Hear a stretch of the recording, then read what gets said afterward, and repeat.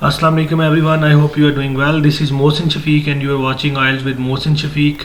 Well, some of the students were reaching me out and asking me to give prediction about coming IELTS exam. Though I am late, I should have made it earlier, but और मैंने इसके ऊपर अभी video बना रहा हूँ कि जिसमें मैं बताऊँगा कि आप कमिंग जो IELTS एग्ज़ाम्स हैं उनकी प्रेडिक्शन आप लोगों के साथ शेयर करूँगा। 23 अप्रैल को जो टेस्ट होने जा रहा है, 24 को, 27 और 29 को, इन बिटवीन अगर किसी और सेंटर में कोई डेट्स हैं लाइक मीरपुर में, इस्लामाबाद में, लाहौर में, इन बिटवीन गुजरात में अगर कोई लाइन कोई भी डेट्स हैं, तो ये सारी प्रेडिक्शन जो मेरी है ये इन सारे टेस्ट को कवर करेगी और होपफुली आप लोगों को इससे फ़ायदा होगा। तो मैं विदाउट वेस्टिंग टाइम आज की वीडियो की तरफ चलता हूँ और मैं आप लोगों को सारे मॉड्यूल्स की प्रेडिक्शन शेयर करने जा रहा हूँ। ओके, मेरा अगेन मैंने यहाँ पे इसको लाइन अप किया हुआ है कि मैंने आइल्स एकेडमिक के ऊपर प्रेडिक्शन देने लगा हूँ, आइल्स जनरल के ऊपर, UKVI, आइल्स AU, ब्रिटिश काउंसिल, ये सारी टेस्ट टाइप्स में से कोई भी टेस्ट टाइप आप करने जा रहे हैं और आपके पास ये डेट्स हैं 23, 4, 27, 29 और इन बिटवीन अगर कोई टेस्ट स्केड्यूल है किसी भी और सेंटर पे, ये मेनली मीरपुर और इस्लामाबाद की डेट्स को मैं फॉलो कर रहा हूँ, अदर दैन दैट लाहौर और गुजरात और बाकी सेंटर्स का मुझे आइडिया नहीं है।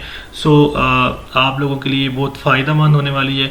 ओके, राइटिंग टास्क 1 की प्रेडिक्शन की बात करें तो मैंने अपनी प्रीवियस वीडियोज़ में ये बात बता चुका हूँ कि राइटिंग टास्क 1 में पिछले 3-4 महीनों का अगर हम सिनेरियो देखें तो हमें मल्टीपल ग्राफ्स देखने को मिले और प्रोसेस डायग्राम, और अगर मैं अपने तौर पर इसको मार्क करूं तो मेरे नज़र में प्रोसेस डायग्राम इस वाले एग्ज़ाम में आने जा रही है, यानी कि अभी कमिंग एग्ज़ाम जो भी होंगे इनमें प्रोसेस डायग्राम आने के 90% चांसेस हैं। बट मीनवाइल आपने मल्टीपल ग्राफ्स को भी करना है। मल्टीपल ग्राफ्स क्या होंगे? सिंपली आपके पास एक बार चार्ट और एक पाई चार्ट इकट्ठा आ सकता है, आपके पास लाइन चार्ट और आपके पास बार चार्ट इकट्ठा आ सकता है। तो मल्टीपल ग्राफ्स को भी अपने माइंड में रखना है क्योंकि हम सिंपल तो कर ही रहे हैं। लाइक हमारे पास प्रोसेस डायग्राम एक टॉपिक रहेगा और इसमें से ही आपके कमिंग एग्जाम में राइटिंग टास्क 1 में से कुछ आएगा। If we talk about writing task 2, तो राइटिंग टास्क 2 में मैंने अपनी प्रीवियस वीडियोस में मैं बता चुका हूँ कि राइटिंग टास्क 2 में पॉजिटिव एंड नेगेटिव डेवलपमेंट आजकल बहुत देखने को मिल रही है और इस एग्ज़ाम में भी ये प्रिडिक्ट किया जा रहा है कि पॉजिटिव और नेगेटिव डेवलपमेंट का ही ऐसे आएगा। तो मेरी नज़र में पॉजिटिव एंड नेगेटिव डेवलपमेंट आप लोगों को ज़रूर करना चाहिए। ये बिल्कुल ईजी ऐसे होता है, आप यूँ समझ लें कि एक कॉजी सोल्यूशन ऐसे का लेटेस्ट वर्जन है। Okay, we talk about discuss both views and give your opinion, ये तो हमेशा से ही एक हिट टॉपिक रहा है और एक फेवरेट टॉपिक रहा है एग्जामिनर्स के लिए, तो आपने इसको भी जो है वो अटैम्प्ट करने की कोशिश करनी है। इनफैक्ट इसके ऊपर भी आपने अच्छी खासी प्रैक्टिस करके जाना है।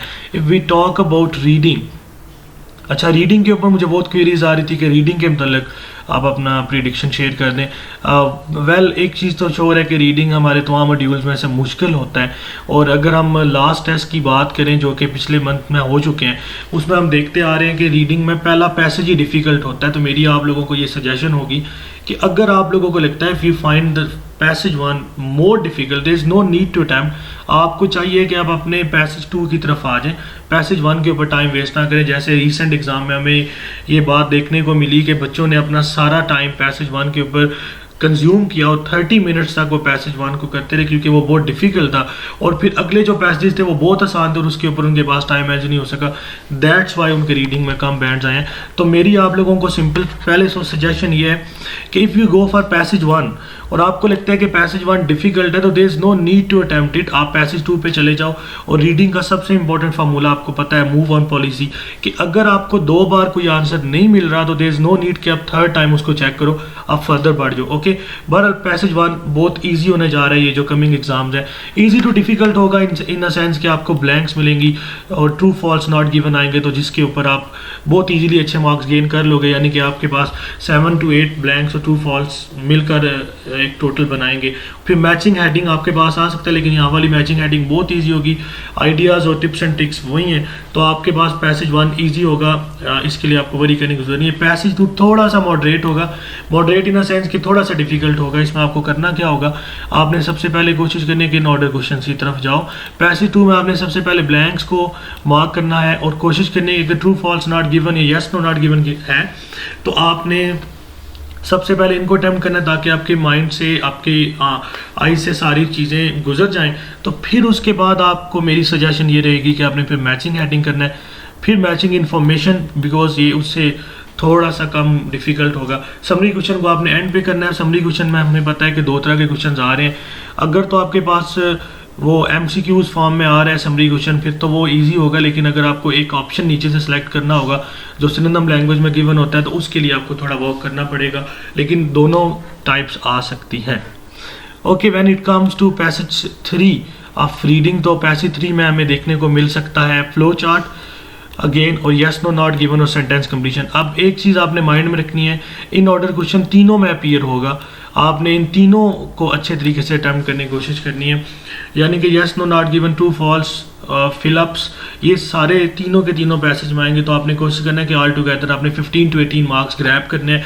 उसके अलावा मैचिंग इन्फॉर्मेशन आपको अच्छे मार्क्स देगा, और उसके बाद मैचिंग हेडिंग, और देन सेंटेंस कंप्लीशन और समरी क्वेश्चन भी इतने डिफिकल्ट नहीं होंगे, तो आपने ट्राई करनी है कि इनको भी हर सूरत अटैम्प्ट करने की। तो ये था रीडिंग के मतलब वन लाइनर, जो कमिंग एग्जाम में आपको बहुत हेल्प करेगा, और ये मेरी प्रिडिक्शन है, इंशाल्लाह आप लोगों को ये बिल्कुल एज इट इज़ अपने पेपर में देखने को मिलेगी। When it comes to listening, तो लिसनिंग में अगर हम बात करें तो लिसनिंग में ऐसे स्टूडेंट्स को इतना स्ट्रगल नहीं करना पड़ता, क्योंकि लिसनिंग की हम बहुत ज़्यादा प्रैक्टिस करके गए होते हैं। तो पार्ट 1 हमेशा की तरह इजी होगा, लेकिन आपने इस चीज़ का ख्याल रखना है कि पार्ट 1 में अब मोर देन 1 वर्ड्स आ सकते हैं, यानी कि सिर्फ एक वर्ड नहीं लिखना। अब मेरी सजेशन आप सबको यही रहेगी कि जब भी आप लिसनिंग अटैम्प्ट करने जा रहे हो, तो आपने इस चीज़ को माइंड में रखना होता है कि आपकी क्वेश्चन टाइप क्या डिक्लेयर करिए। आपको 1 वर्ड कहाँ से लिखना है, मोर देन 1 वर्ड्स का लिखना है, या आपको मोर देन 2 वर्ड्स का लिखना है, तो उसके अकॉर्डिंग आपने अपने आंसर्स को एडजस्ट करना होता है। इस चीज़ को माइंड में रखना है। पहला पार्ट इसका बहुत इजी होगा, मोर देन 1 वर्ड्स आ सकते हैं, और इजी क्वेश्चनिंग होगी, आपको इतना स्ट्रगल नहीं करना पड़ेगा, और प्लस इसकी रिकॉर्डिंग बहुत ज़्यादा स्लो चल रही होगी, तो इसमें आपको ज़रा भी स्ट्रगल करना नहीं पड़ेगा। लेकिन when it comes to part 2, तो पार्ट 2 थोड़ा सा डिफिकल्ट होने जा रहा है। MCQs आप सकते हैं जिसमें आपको 4 MCQs इस तरह मिल सकते हैं कि जिसमें आपने 2 MCQs अटैम्प्ट करने हो, यानी कि एक ही क्वेश्चन के 2 MCQs को मार्क करना होगा। वो किसी भी ऑर्डर में आप लिख सकते हैं, पर उसको आपने बहुत ध्यान से करना होगा। पिक 2 ऑप्शन मैंने यहाँ पे लिख दिया, और मैप के आने के चांसेस है, और map almost 6 to 7 marks carry करेगा। देन पार्ट 3 की अगर हम बात करें, तो पार्ट 21 से 30 के जो क्वेश्चन होंगे उनमें इन्फॉर्मेशन मैचिंग आ सकता है, जिसमें हमारे पास यूजली किसी भी प्रॉपर नाउन्स, कोई भी प्रॉपर नाउन्स गिवन दिए जा सकते हैं, या आपके पास कोई भी इंफॉर्मेशन होगी जिसको आपने ऊपर वाली लिस्ट के साथ मैच करना होगा। देन फ्लो चार्ट, और ये सारी आपने इसको माइंड में रखना है, information matching and flow chart एक ही बात है। देन पार्ट 4 की अगर हम बात करें, तो पार्ट 4 जो है यूजली ईजी समझा जाता है 31 to 40 क्वेश्चन, लेकिन इसमें ये होगा कि आपके पास स्पीड ज़्यादा होगी पार्ट 4 में। पार्ट 4 की जो रिकॉर्डेड स्पीड होगी वो ज़्यादा होगी, तो इसलिए आपको बहुत अटेंशन पे करना पड़ेगी, और देन मोर देन 2 वर्ड्स आपको इसमें लिखने होंगे, और ये थोड़ा सा डिफिकल्ट रहेगा, अपने इसको माइंड में रखना है। ओके, सो अभी के लिए इतना ही। आप वीडियोस देखने के लिए मेरे चैनल को सब्सक्राइब करें, और इसको शेयर करें जिन जिन लोगों का कमिंग टाइम में एग्ज़ाम होने जा रहा है। I will be coming with new informative videos, और मैं स्पीकिंग के ऊपर भी एक स्पेसिफिक वीडियो करने जा रहा हूँ, जिसमें आप लोगों को स्पीकिंग के भी मैं आने वाले पेपर के प्रेडिक्शन शेयर करूँगा। So till then take good care of your self. I hope you are going to get good bands and you are going to perform well. Till then take good care.